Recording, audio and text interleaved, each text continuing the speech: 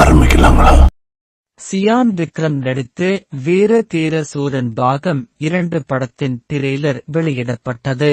இந்த படம் மார்ச் 27 திரையரங்குகளில் வெளியாகும். Link in the comment box.